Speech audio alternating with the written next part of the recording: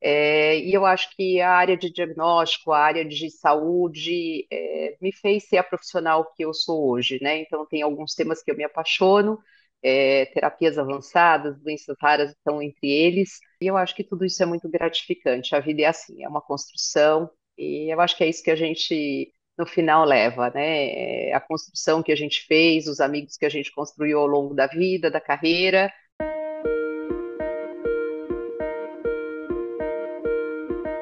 Olá, pessoal. Começa aqui o programa Diagnóstico por Dentro do Mercado, numa parceria com a CBDL, Câmara Brasileira de Diagnóstico Laboratorial, que é a voz forte desse setor tão importante, né? Tão tecnológico, tão avançado, de tantas pesquisas, de tantas conquistas também na área da saúde.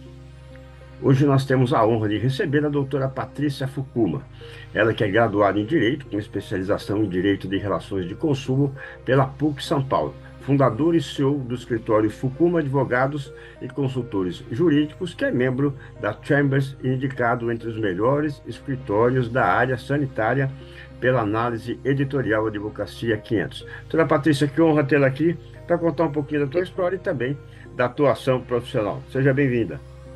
Muito obrigada pelo convite e é um prazer poder compartilhar aqui com você a minha trajetória profissional e a atuação nessa área regulatória sanitária, que eu comecei quando poucos trabalhavam nessa área.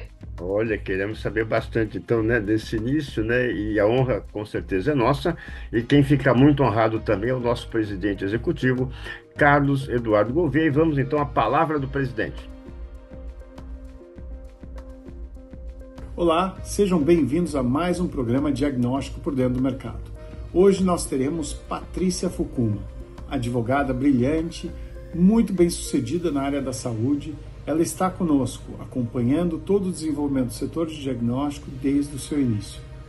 Ela tem um escritório hoje associado à CBDL e que tem marcado a vida de todos nós com vários episódios muito bem-sucedidos de introdução de novas tecnologias, de apoio a novos conceitos, de sugestões muito bem-vindas para a área regulatória e, obviamente, como empreendedora, é um caso de grande sucesso.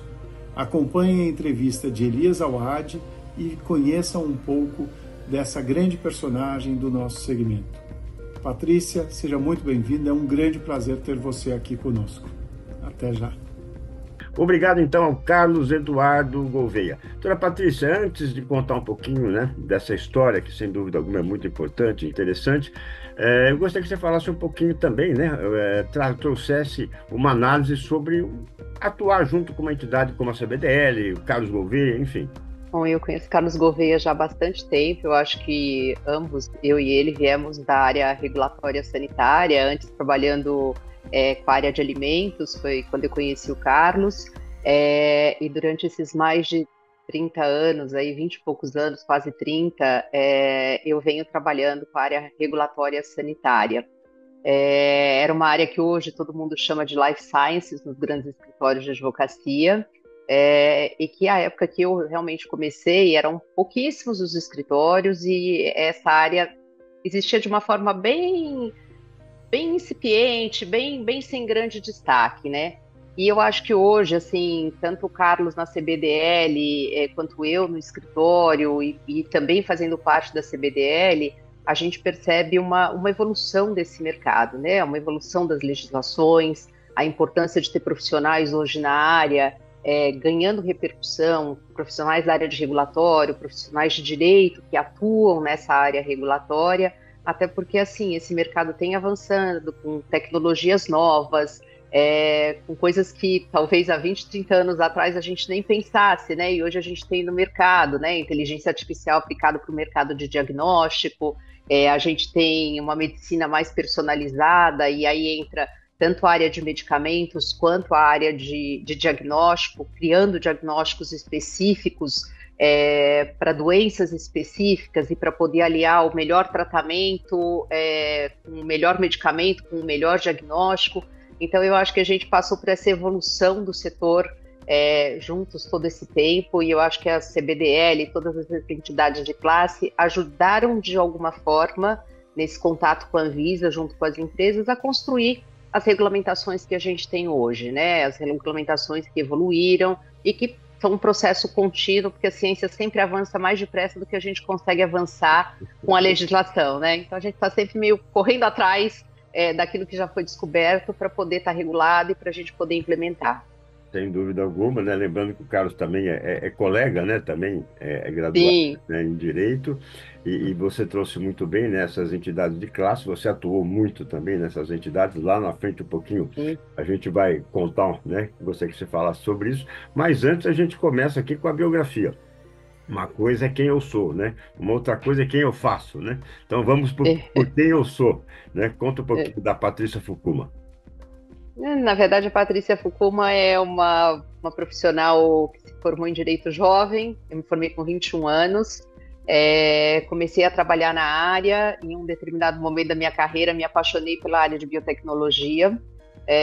Eu trabalhava na indústria de alimentos e nós tivemos os primeiros grandes testes de organismos geneticamente modificados no país, e naquela época ninguém entendia do assunto direito. Eu me apaixonei pela área, fui me aprofundando e assim eu fui caminhando cada vez mais para a área regulatória sanitária.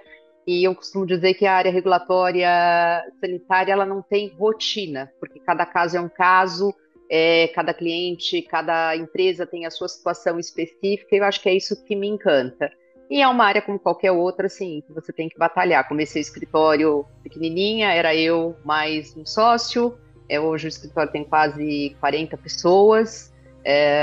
Então, assim, é trabalho. Eu diria para você, Elias, que não existe outro caminho para a gente crescer profissionalmente a não ser estar sempre atualizado, trabalhar bastante, e fazer aquilo que a gente gosta, né? Então, eu acho que essa é a Patrícia. Eu gosto de trabalhar, gosto do que eu faço, e é muito bacana estimular e ajudar as outras pessoas que vêm depois da gente a também se desenvolverem. Eu acho que isso é meio o espírito que a gente tem no escritório, de realmente de trabalhar, de fazer um trabalho de excelência e de buscar soluções para os clientes, tá? Eu acho que hoje uma das coisas que eu vejo, e eu acho que isso se aplica para a vida da gente, né?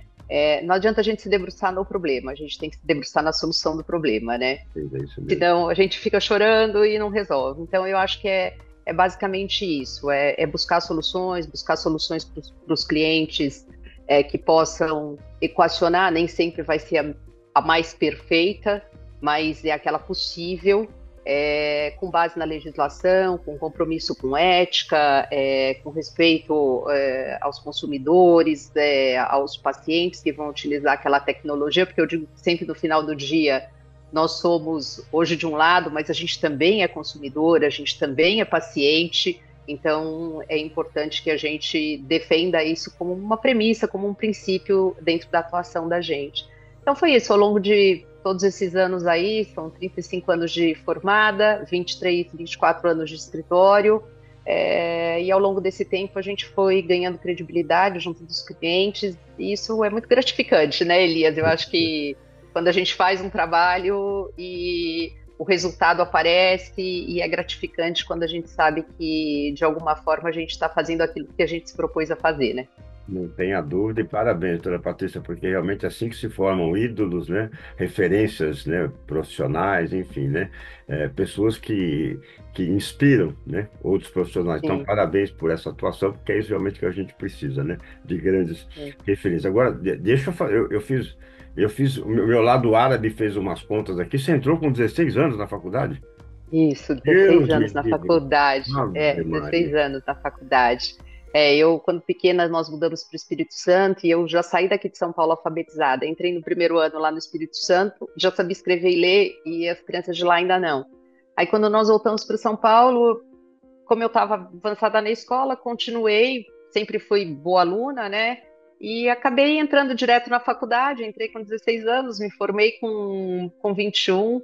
E Elias, eu vou dizer uma coisa para você que fica muito na minha memória, assim, né? Meu pai é falecido, mas eu lembro que quando eu me formei com 21 anos, eu falei pro meu pai, nossa, eu tenho tempo agora para um monte de coisa, papá. E ele falou, minha filha, o tempo vai passar voando a partir de agora. Então, assim, não perca tempo, faça as coisas que você tem que fazer. E hoje, assim, quando eu olho para trás, eu achava, não, e é verdade, o tempo passou tão depressa e você não tem tempo realmente de parar, né?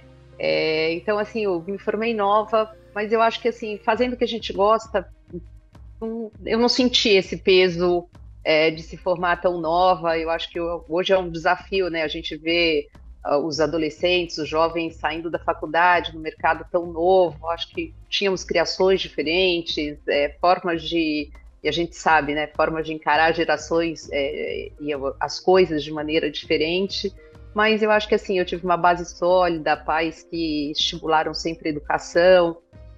Então, eu acho que isso tudo contribuiu, né? Mas saí bem nova da faculdade. Ah, puxa vida, que maturidade, né? Porque eu até comento muito isso, né? É uma criança, né? Praticamente, né? Com 16, 17 É, anos já tem que definir aquilo que vai fazer na vida, é, tanto que muitos vão para a segunda graduação, terceira, né? é Tentando verdade. encontrar esse caminho. Você sabe que eu sou biógrafo, né? Especializei em biografias de grandes empresários brasileiros. E são pessoas, né? Em alguns casos, numa idade um pouco mais avançada, e há mais de 20 anos que eu sou biógrafo, eu escuto, né? A vida passa mais rápido do que a gente gostaria ou imagina, né? E a gente está É, percebendo isso mesmo, né? é verdade, né? Eu acho que o mundo hoje, e hoje eu acho que assim, passa mais depressa, porque a cobrança em termos de demandas, a urgência das pessoas é uma urgência muito diferente da época que eu comecei a trabalhar. Eu falava que, pelo menos assim, meus sobrinhos não conhecem o que é um fax. É uma máquina de datilografia, né? Então, eu falo que tinha um tempo diferente, né? Até o fax chegar na sua mesa, até que você pudesse digitar, responder e etc e tal. Então, eu acho que hoje o tempo passa mais rápido porque a velocidade das coisas e das respostas e das demandas, elas são maiores, É né? E a gente tem que achar o meio termo para se adaptar com o bom dos dois mundos, né? verdade, é verdade, sem dúvida alguma. Bem citado, né? Esse timing, esse ciclo, né? Está cada vez menor, né? Sem dúvida alguma, né? É, Muito bem. Bom, a gente gostaria também que você apresentasse um pouquinho, né, do teu escritório, de que tá, áreas ele atua. tá. Na verdade, o escritório foi fundado em 2002, então tem 23, 24 anos de existência. Nós somos um escritório altamente especializado na área regulatória sanitária, então a gente faz medicamento, produto para saúde, parte de pesquisa clínica, biotecnologia, alimentos, defesa do consumidor voltado para esses segmentos.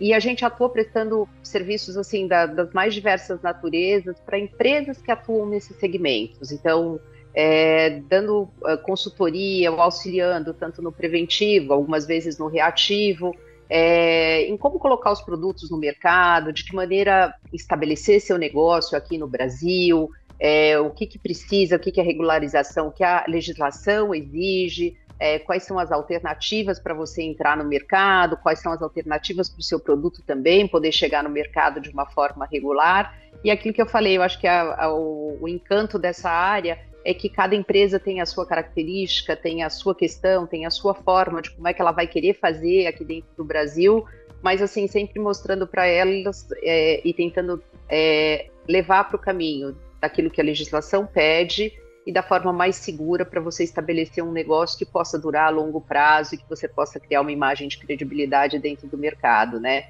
Eu acho que isso é o mais importante, né? Eu falo que qualquer outro dano, a gente dando a imagem é sempre, eu acho que o maior temor de todas as empresas, porque isso é mais difícil de reconstruir, né? Não tem preço, não tem um valor que a gente consiga atribuir, né? Sem dúvida alguma. Sem dúvida. E você citou, né, em relação ao mercado brasileiro, o seu escritório também atua em corporações, aquisições, cisões, enfim. E Como é que está esse mercado hoje na área da saúde, né, em relação justamente tanto ao interesse externo, né, pelo mercado brasileiro, como também nessa linha de cisões, aquisições? eu acho que assim, o mercado hoje tem empresas que têm interesse, obviamente, de vir para o Brasil, independente de qualquer coisa, de eventuais inseguranças jurídicas que a gente possa ter, de economia, política e etc e tal.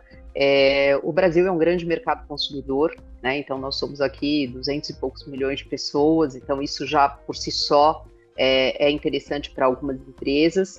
Existe aí todo um trâmite burocrático para você começar um negócio aqui, então eu acho que isso às vezes assusta um pouco o tempo de espera entre você tirar uma licença sanitária, tirar uma autorização federal que precisa para poder atuar na área, depois regularizar o produto. Então, tipo, em medicamento, uma média de 2 anos até você ter o registro do seu medicamento. Num produto para saúde registrado, 8, 9 meses, aguardando um registro. Óbvio que isso tem um impacto, mas ainda assim eu acho que existe um interesse das empresas de virem, principalmente quando eles pensam em América Latina. Então, pensando em América Latina, o Brasil realmente é um ponto importante para a empresa se estabelecer no mercado, tendo o Brasil e mais alguns outros países aqui da América Latina. E eu acho que, assim, nas outras áreas, medicamento, produto para saúde, medical device, o que a gente vê é que tem muitas empresas que estão se fundindo, fazendo empresas maiores. Então, isso é uma tendência, eu acho que em todas as áreas. A gente viu empresas de vários segmentos ou se desfazendo de ativos para focar em uma determinada área, ou se juntando para poder, se fundindo para poder ter uma abrangência maior de mercado, maior número de produtos.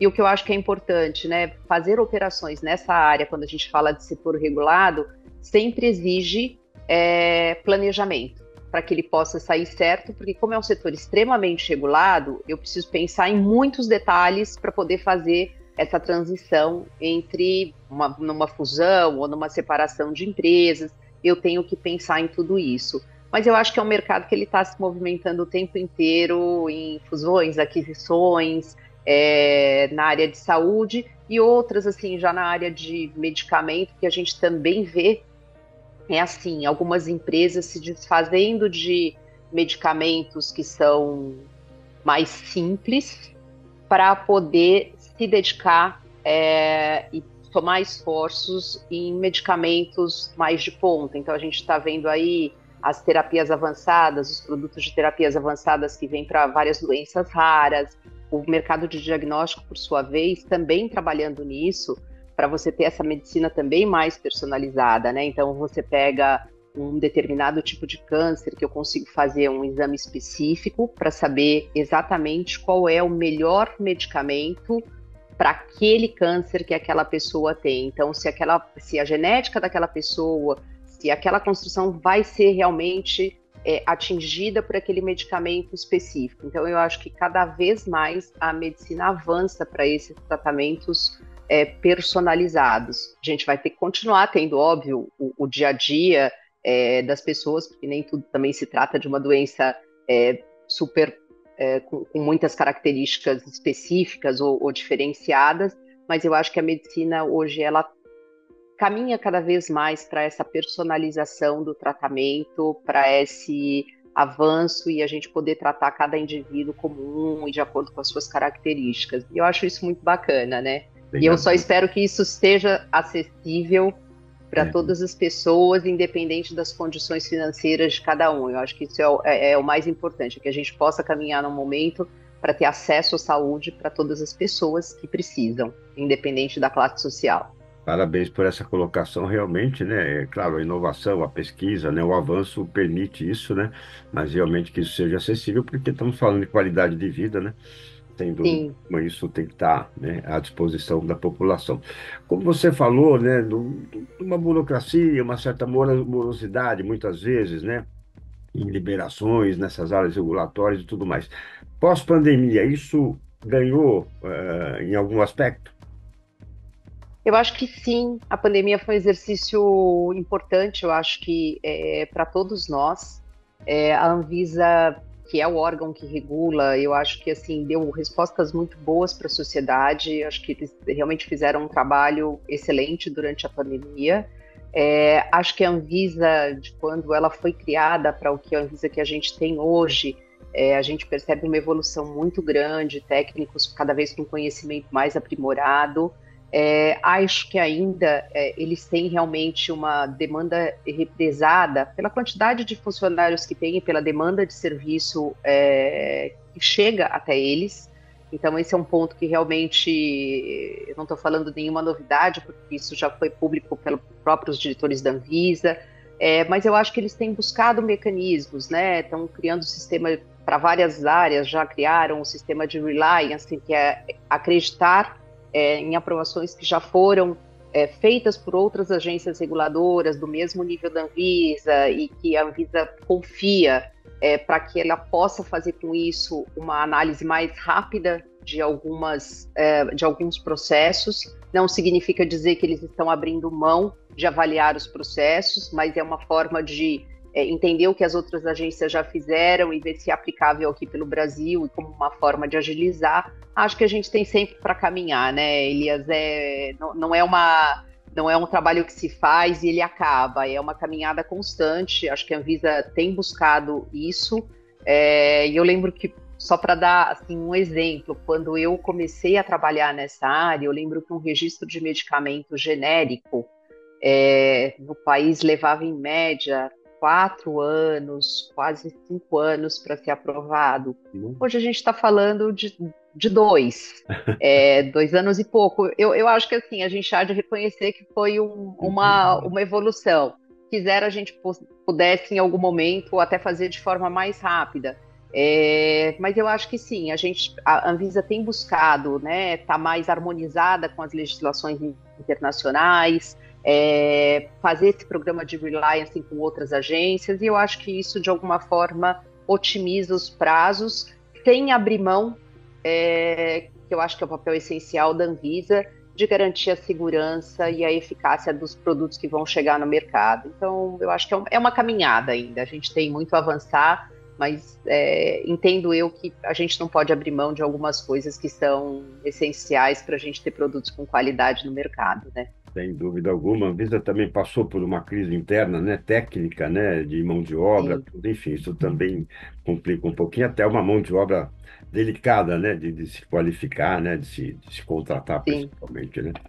Com certeza. Né, você citou lá atrás a palavra insegurança. Então, por falar em segurança, né, é claro que são análises ainda muito prematuras, taxas que podem sofrer revisão e tudo mais, mas como é que está o impacto, né, das ideias, né, do governo norte-americano, né, do presidente Donald Trump em relação a essa taxação?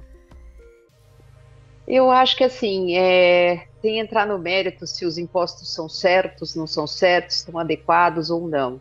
Eu acho que o que mais assusta agora são essas idas e vindas. Isso cria uma insegurança jurídica de como é que você planeja o seu negócio ou como é que você planeja a sua atividade com tantas idas e vindas. Uma hora a taxa, depois tira a taxa, depois volta. Então, eu acho que para negócio, para as empresas, essa insegurança, esse não saber como é que as coisas vão acontecer a médio e longo prazo, ela inibe investimento, não resta a menor dúvida. Ela faz com que as empresas parem, deixa a gente olhar como é que isso vai ficar para depois poder tomar uma decisão. E eu acho que isso não é só no negócio na área de saúde, na área regulatória, em todas as áreas, né? Então, eu acho que essa insegurança que realmente bloqueia muitos investimentos. Então, espero eu, né, Elias, que em algum momento o governo Donald Trump, sem afetos políticos para um ou para outro lado, mas consiga realmente assim estabelecer qual é o caminho que ele quer tomar e de que maneira fazer, porque certamente essas idas e vindas e essa coisa pessoal que vira uma briga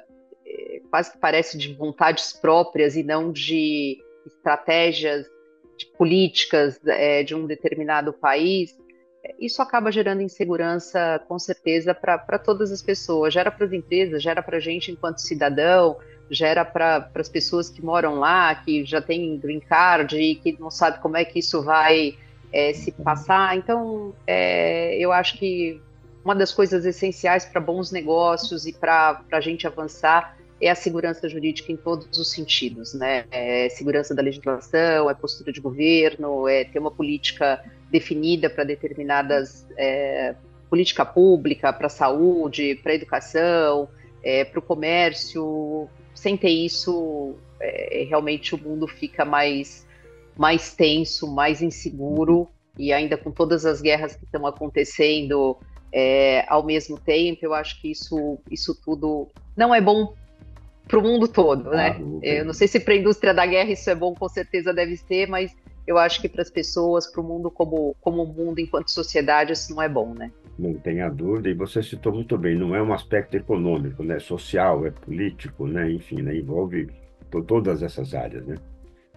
Exatamente. E reflete em tudo, né, Elias? Acaba refletindo, ele faz uma cascata e vai refletindo na comida que a gente vai ter, colocar, Claro. comprar no supermercado, na prestação de serviço, nos produtos que não vão chegar, na empresa que não vai investir. Então, ao final do dia, eu acho que saímos todos perdendo, né? Não tem bons ganhadores aqui nesse meio do caminho. É verdade, que é o princípio da guerra, né? Ninguém ganha numa guerra, né? Isso, Porque a perda é tão isso. grande, né? Principalmente de vida, É, enfim.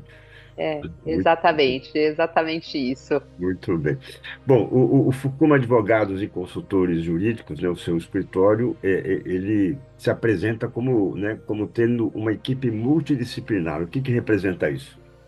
Na verdade, assim, a multidisciplinariedade do escritório é que quando eu comecei a trabalhar na área, eu percebi que, tipo, quando eu juntava, eu sou advogada e uma farmacêutica. Quando eu vou fazer uma defesa, quando eu vou fazer uma análise jurídica de determinados temas, se eu consigo somar o conhecimento farmacêutico na minha análise, eu consigo fazer com que essa análise seja mais profunda. Eu consigo ter dois olhares sobre uma mesma coisa. Então, eu acho que hoje, se a gente parar para pensar em todas as coisas que a gente faz na vida, hoje quase tudo é meio multidisciplinar, né? Não dá mais. Antigamente você tinha uma pessoa que ela cuidava de tudo. Não, hoje não, né? Você ter pessoas especializadas, o mundo foi para especialização. Então, quanto mais especializado for o seu negócio, tanto melhor.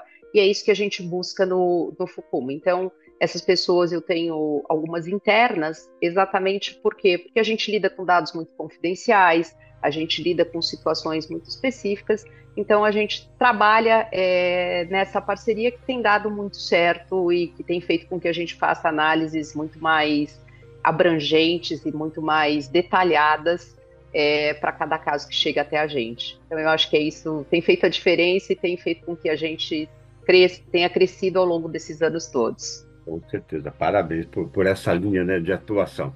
E, doutora Patrícia, também muito se discutiu sobre, né, embora também tenha a ver direto ou indiretamente com a área da saúde, sobre a validade dos alimentos, né? A Anvisa, né, É. fez todo esse processo. Como é que está isso hoje?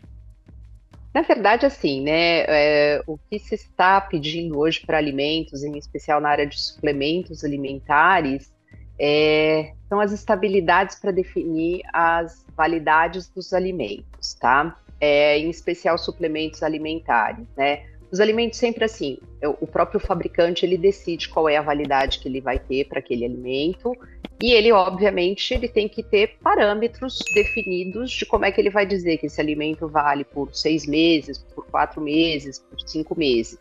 Na área de suplementos, a Anvisa criou um guia de estabilidade para suplementos alimentares, com a qual finalidade? Realmente, como a gente está falando de produtos específicos, com finalidades específicas, a Anvisa entendeu por bem, de alguma forma, guiar e estabelecer um parâmetro, um padrão, para que as empresas pudessem adotar e ter isso de forma mais uniformizada. Então, assim, para quem atua, por exemplo, na área de medicamentos, essa questão de validade baseada na estabilidade dos produtos já é uma coisa natural. Então, a indústria de medicamentos já sabe o que é isso, já tem trabalhado com isso a vida toda. Na área de suplementos, eu acho que, assim, valores agregados diferentes de um medicamento e tudo mais, a indústria está se adequando e adaptando para poder realmente fazer esses estudos de estabilidade. Acho que a gente não pode trazer uma complexidade igual a de medicamento, porque a gente não está falando de medicamento, a gente está falando de alimentos, de suplementação alimentar, então é para pessoas saudáveis, para pessoas que não têm nenhum tipo de doença. Então eu acho que assim, as empresas agora vão ter esse tempo, já tiveram e tem mais ainda algum tempo para alguns produtos, para se adequar e trazer isso para o consumidor. E ao final do dia, eu acho que é sempre um processo de adaptação. Vamos ter que fazer, os consumidores serão beneficiados, as empresas farão, porque no final do dia a gente quer colocar produto no mercado, né? E quer colocar produto no mercado em conformidade com a legislação. Então, acho que a Anvisa trabalhou nisso e eu acho que ela é muito voltada especificamente para essa área de suplementos alimentares que tem características outras, né? Você tem suplemento em cápsula, em pó, formas de consumo um pouco mais parecidos, às vezes, com a área de medicamento, mas que não são medicamentos e sim ainda alimentos para consumo para pessoas sãs. Excelente, obrigado por atualizar a gente em relação, né, a essa informação, a esse Tá? aspecto. E nós estávamos no início falando do Carlos Eduardo Gouveia, da CBDL, e eu comentei que você atuou, né, tem uma atuação bastante importante, né, nessas entidades setoriais, né, foi conselheira Sim, de informação sobre biotecnologia, diretora sim. da Associação Brasileira da Indústria de Alimentos para Fins Especiais e Congêneres, presidiu o Instituto Brasileiro de Educação para o Consumo de Alimentos, entre outros, né? Então traz um É. pouquinho, né, dessa tua vivência, né, e qual o maior legado que você traz disso? Olha, eu acho que o trabalho na entidade de classe, ele faz com que você aprenda a buscar resultados para o setor e não para si mesmo, né, para a sua própria empresa. Então, eu acho que esse é o grande diferencial da atuação da entidade de classe. Quando eu costumo dizer, você tem que tirar o chapéuzinho da empresa, não é que você vai abandonar todos os padrões, nem nada disso, mas entender que na entidade você tem que buscar soluções que atendam a todos e não a uma ou outra empresa especificamente. Então, eu acho que a entidade de classe, ela te dá bagagem para você entender, separar quais são os temas que são realmente setoriais, quais são os temas que são individuais, te permite ir para discussões com a Anvisa, com órgãos reguladores, não só a Anvisa, mas o Ministério da Saúde, outros agentes envolvidos, defendendo setores específicos e saber se posicionar com relação a isso, né? Então, eu acho que ela me trouxe, assim, até antes de começar o escritório, tanto tempo atuando em entidade de classe, me trouxe muito essa bagagem de como negociar, de como você tratar com os órgãos públicos, de tentar fazer parcerias, né, com esses órgãos e não a gente se olhar como adversos, mas muito pelo contrário, a gente tem que trabalhar em parceria com esses órgãos para que saiam boas regulamentações e mostrando as várias vertentes. Eles enquanto órgão regulador e a gente enquanto indústria, setor produtivo. Porque nós temos as nossas peculiaridades e que às vezes a gente precisa mostrar até para que os órgãos reguladores também entendam. Então eu acho que as entidades de classe, elas trazem muito esse jogo não é nem um jogo, mas uma forma de aprender a levar as nossas demandas e buscar junto dos órgãos o atendimento delas quando viáveis, né? Ou quando pertinentes, né? Perfeito, sem dúvida alguma, é um grande ganho mesmo, né? Principalmente esse sentimento, né, de todo, né? Então, sem dúvida alguma, é muito importante participar disso. E também queremos parabenizá-la, né? Já que o Fucuma Advogados e Consultores Jurídicos figura no ranking Análise Advocacia Mulher 2025, né? Que tem categorias como especializado regulatório, especializado farmacêutico, alimentos e bebidas, agricultura e pecuária e comércio. Então, traz para a gente a importância, né? É um reconhecimento, sem dúvida alguma, né? Um prêmio, né? Sim. Então, a importância de figurar numa relação tão importante.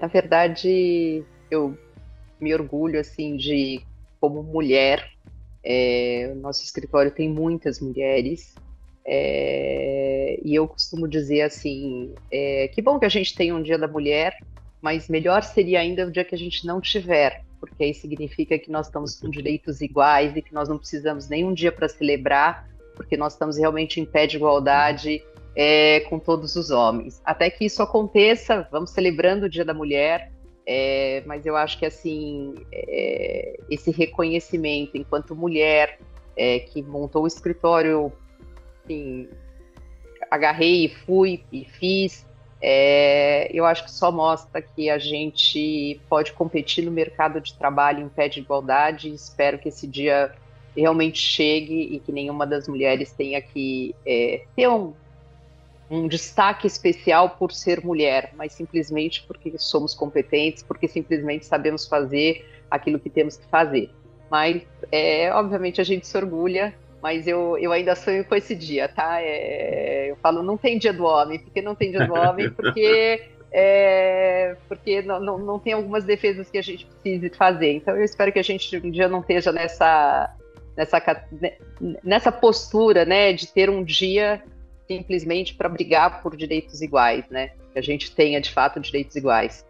Não tenha dúvida, olha, brilhante essa sua colocação e sem dúvida alguma, né, impossível, né, não reconhecer toda essa força, né, da mulher, essa participação, enfim, né, essa igualdade, né, mercadológica que a gente tem hoje, né, entre os profissionais. Não tem mais homem e mulher, tem profissional, né, o que é Isso, muito bem. exatamente.